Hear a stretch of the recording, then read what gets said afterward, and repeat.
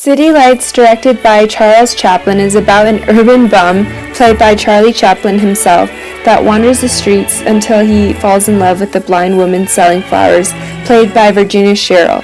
He finds out that she can't afford rent, so he attempts to find work in a variety of different fields, which end in a humiliating failure.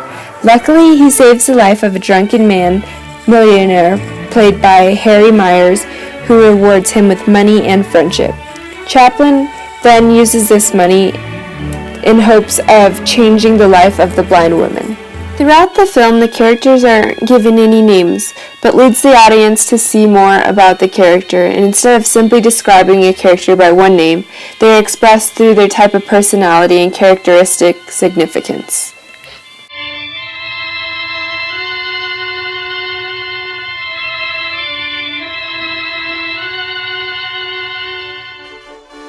There are 3 characters in the film, but the center of attention is Charlie doing goofy things. Chaplin's character is innocent and doesn't know right from wrong, and he's always getting into trouble. His ignorance is the comedy.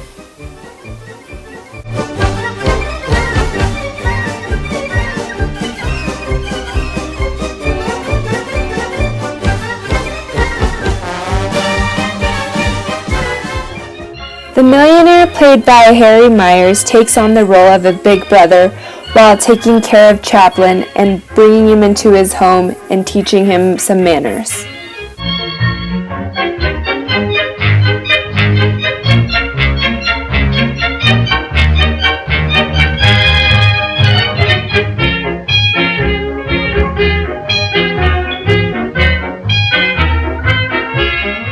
Virginia Sherrill acts as a blind woman who is poor yet content selling flowers and living with her grandmother. She may be blind but has the eyes to notice that she's fallen for Chaplin's character.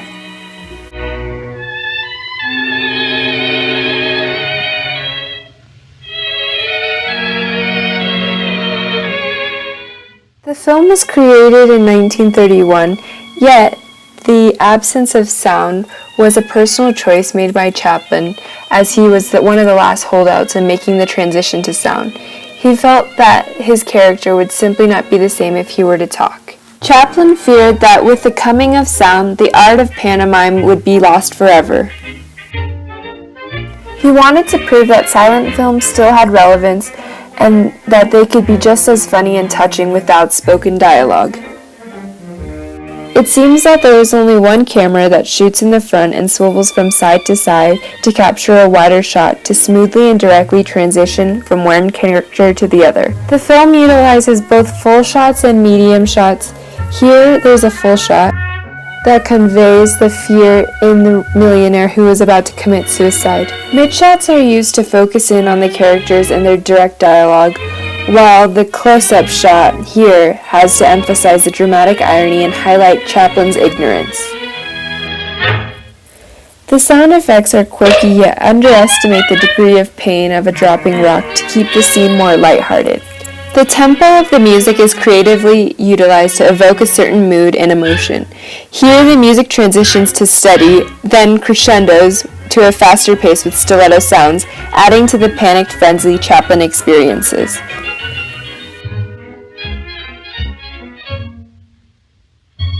The extent of special effects is funny to point out of a film from the early 1930s.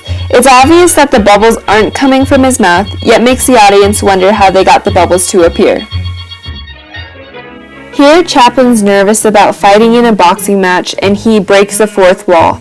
As he looks at the camera, it's as if he's looking for reassurance in the lens or audience to question whether this is actually happening.